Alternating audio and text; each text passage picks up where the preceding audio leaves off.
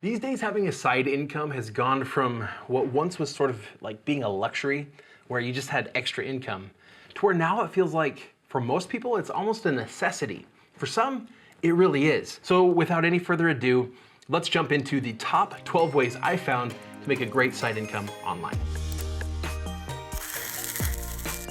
Okay, I'm not one to just say these are great without having some sort of way to rank or rate or score different things. And so first thing I want to walk you through is how I determine what's a good way to make money online and maybe what's not. So I have some criteria here. The first one is how long it takes to start making money.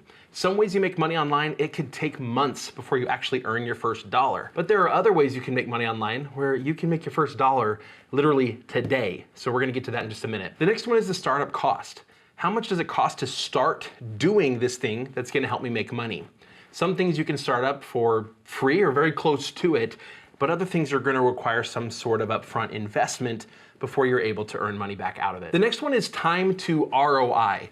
ROI stands for return on investment. Basically, that is just at what point do you start to earn more back than what you put into it, both from a financial perspective as well as from a time perspective.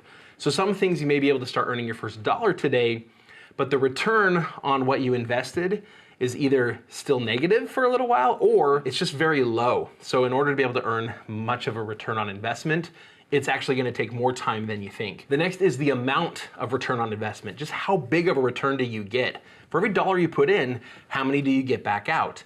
I'm scoring each one of these sort of on a 1 to 10. So a 10 is a good, a 1 is not good, right? And so the amount of ROI, the higher the number, it means the more you're making back for every dollar you put into it. The next one is outsourcing potential. Now I included this because oftentimes with side hustles, you can start doing it, but it's time consuming. And so to be able to actually like keep this hustle going, you're going to need to get somebody else to start doing some of the legwork for you. And so that's one of the criteria I use is how easy is it to be able to put some sort of a system or process in place and just get somebody else to do that part for you for like a base fee. The next one is how passive is this from a time perspective? Can we do some work up front and then mostly leave it alone and just check in on it every now and then and continue to make money? Or is this something where we're gonna have to actively be churning and doing the work to be able to continue to earn a good income from it? And then lastly is the success probability. What is the likelihood that you're actually gonna make more money from this than what you spent? So we're gonna give each of the different 12 methods one of these scores. Now I'm not gonna go through every number here. If you wanna see all of the numbers, I'm gonna invite you to check out this blog post. I put all the numbers in a table, but also I'm gonna go through each of the 12 ways and each of the criteria and give a little explanation for why I scored it the way that I did. For this video, I wanna highlight the key things from each of these 12 different ways to make money online. Either the thing that makes me really think it's a good option, or in some cases, maybe the thing that prevents me from wanting to do it. So without any further ado, let's talk about Facebook reselling. What I'm talking about here is using tools like Facebook, Craigslist, or if there are other sort of like listings, classified listings where you live, to be able to use those to identify things that people are selling that they've undervalued and that you know something about, so you can take that, purchase it, and resell it. In some instances, you can literally just buy it now, list it, and resell it for more. In many other instances, you're gonna buy it and maybe make some improvement to it, maybe clean it up, maybe refurbish it a little bit if you have those skills, and then go resell it for a more substantial profit. And it's a huge opportunity. And the thing I like most about this is the time to your first dollar and the time to where you're earning a return on investment. And that is just how long does it take you to buy something and resell it for more? It could literally be today. The best thing about this, it's kind of like Facebook arbitrage. Arbitrage is when you see that something is undervalued here and you can buy it and you can sell it here for more. Now with Facebook, you might think, how is that possible? If it's really undervalued, wouldn't somebody else buy it up immediately? That's where kind of the legwork comes in, because you're gonna need to be identifying some of these opportunities quickly right when they come up. But also sometimes people don't know what their stuff's worth. If you can make a purchase, like they haven't done a good job of pushing it out to the right audience, they haven't done a good job of talking about it, And because of that, you recognize what it is, you purchase it, and then you go and you put it in front of the right people. You categorize the product properly, you give it the right explanation and the right description, and that way somebody else is gonna value it much higher. Now, the second way that I wanna talk about is making and selling your own products. Now, you might wonder, like, what does that have to do with online? That's because the internet enables us to make products and then sell them all over the place. You know, let's say you make some sort of crafty product. You can sell it on Etsy, you can create a Shopify store. Likewise, you can continue to use Facebook Marketplace and sell locally, but using the internet to do your marketing for you. It's so much easier today to sell stuff. If there's something that you're good at and something you know how to create, you can go ahead and make it and go ahead and sell it. Some of the things I like about this is, again, you can start making money fast. Maybe not quite as fast because you have to go get some raw materials, you gotta make something and then start selling it. So you're probably not gonna make your first dollar from it today. What I don't like about this though, is just, it can't really be passive. In order to make a buck, you have to sell it, you have to create something and then sell it. Whereas there are some other businesses that we're gonna talk about here in the next few minutes where you can do the work once and you can continue to earn money from it for a very long time. The next one is affiliate marketing. Affiliate marketing is one of those that can be fairly passive, but it just depends on how you're doing your affiliate marketing. The way this essentially works is I become an affiliate for somebody else, somebody else's products. And you can link to products from your social media accounts, you can link to it from a blog, YouTube videos. The method that we like best is to build our own websites and create blog content that drives traffic, and then use affiliate links as one monetization strategy for those blog posts. We do the same thing with YouTube videos. Now, what I love about affiliate marketing is there's like no startup cost, there's no products for you to deal with or anything. You're simply using the influence you have to make recommendations to other people and then earning a commission when they use your link to go purchase the product. But you're going to need an audience first, which means that it takes a little while before you really start earning good money from this. It's just an amazing income stream and pretty dang passive once you finally get there. The next way to make money is through informational products. We call these info products. Essentially what you're doing is you're taking some information that you know about and you're packaging up that information in a really helpful format for people. The kind of most basic form and the one that's perceived to be like of probably the lowest value is the ebook. I mean, you don't have to write a full big book. It can be fairly short. And you package up some information in that format, and then we sell it. You can sell them on Amazon, but also this doesn't have to be in the ebook format. Audio guides, video courses, there's one of the best ways to put out an info product. What I love about this is it's your product, so you get to keep all the income from it, but the cost of each incremental sale is like $0 because you create the product once and now it's digital, and you can sell it to as many people as you want without it adding any more cost. It's, again, just gonna take a little bit of time or some other effort to be able to build up some sort of an audience that you can push this info product to. The next one I wanna talk about is consulting. Again, the internet makes it so easy to connect you to people that want whatever it is that you know something about. Again, if you can build up an online presence using social media, use your LinkedIn, use YouTube, use a blog, use any of these different formats and these different platforms to be able to connect with people. And as you do that, you can then start offering consultations with people. The beautiful thing about consultations is you can do them live where people schedule time to physically meet with you, well, physically, virtually, right? Over the internet, but you can also do these asynchronously, meaning they submit their questions or their concerns or whatever their situation is, and then you provide them with your consultation, with your input on their situation separately. So what this usually looks like is they purchase a survey, they fill out the survey, send it to you, and then you can either write an answer or record an audio or a video response to them, and then they receive that feedback. I did this a lot before doing courses, and it was amazing because what it did is it helped me to know what questions people were asking and what issues they were running into. So when it came time for me to create an info product of some kind or an online course, I was ready. I knew all the answers. I knew exactly what questions they were gonna have and exactly how to help them, and it made my courses better. The next one, maybe you're like, oh, but I don't have like huge expertise in anything. That's fine. The next one is freelancing.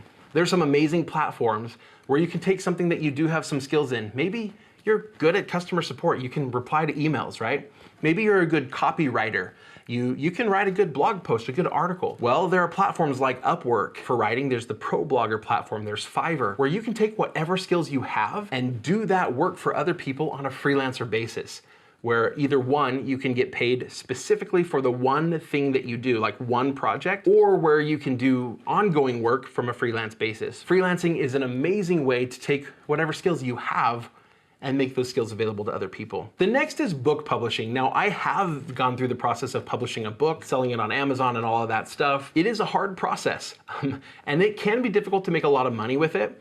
It's not one that I can provide you with a lot of instruction on, but it is one way that you can make money, especially if it's something that you do know about, or if it's something you're highly interested in and you can dive into it and just learn everything you need to learn. Maybe you're a great writer and you're just dying to get your novel out there. Maybe you could help other people to write, edit, and publish their own nonfiction book. There are a lot of people who will write a book, and it's not necessarily meant to be a New York Times bestseller.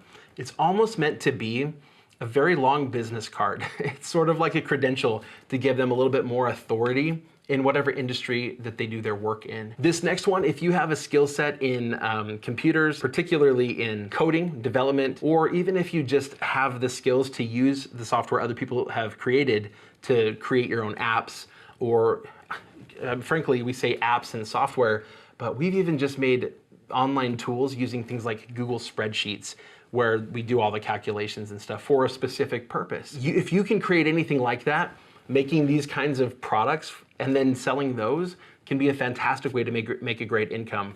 Again, you can develop your own audience and then sell those tools to your own audience, but also you could develop these tools on a freelancer basis for other people who already have an audience. So there can be many, many different ways to reach other people.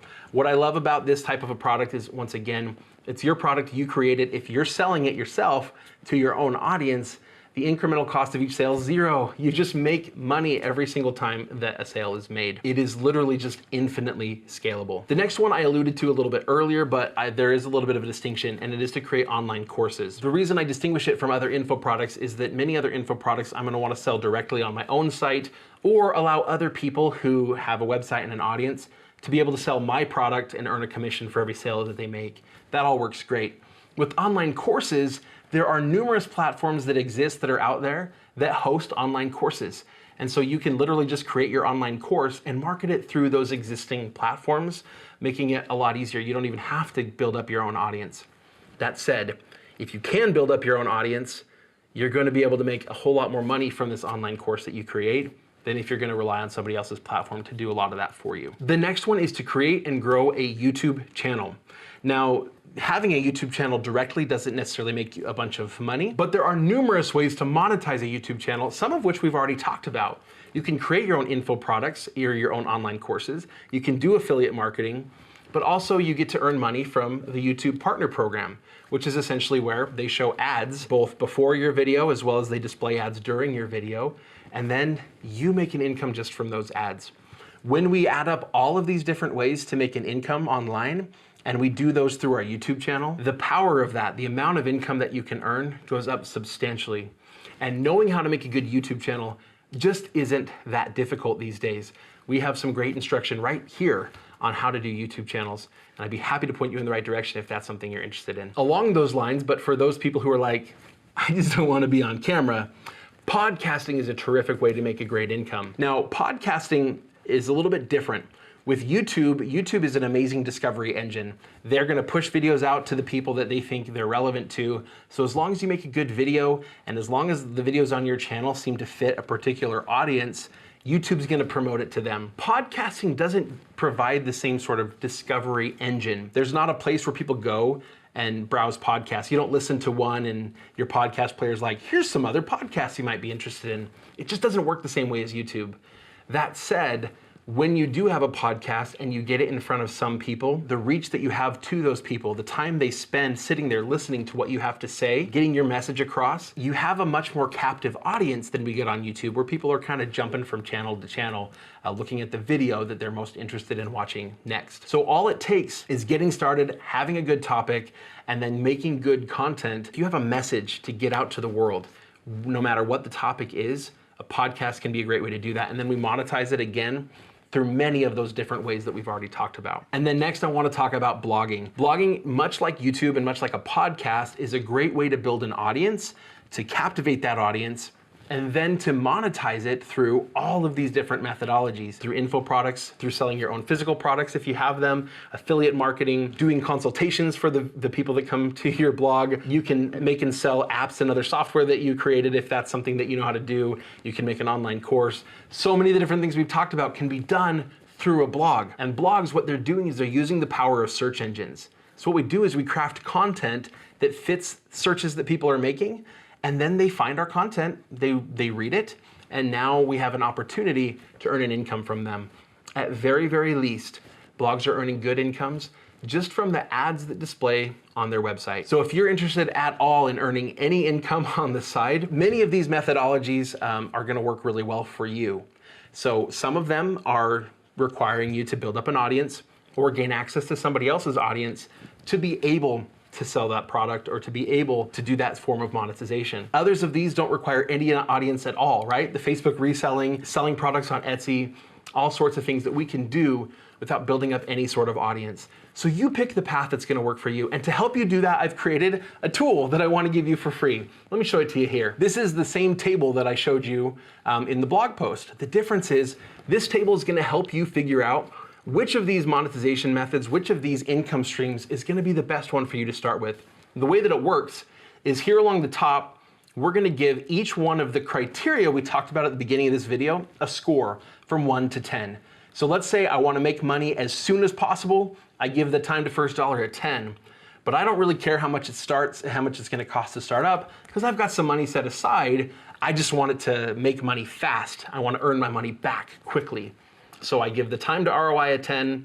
I want the amount of ROI to be a 10. I want to be able to outsource this. I'm going to give that an 8. I want it to be fairly passive. I'm going to give it a 7. And I want to like guarantee that I'm going to make money. And when we do this, I get these scores, and you can tell several of these pop up with a dark green. The darker the color, the higher the score. And then as we look at the number, we can see Facebook reselling. That's the one that best fits what I want. So go ahead and go to that blog post that I'll link to in the description. I'll go ahead and also link to it in the comment at the very top of the comment section in this video. So you can go check out that blog post, and in that blog post, you'll see exactly how to gain free access to this free calculator, this free tool. And if that's not something you want, go check out this video, because I think this video right here is probably gonna be the best fit for you here on my channel. And I'm glad you're here. Thank you for watching this video. We'll see you next time.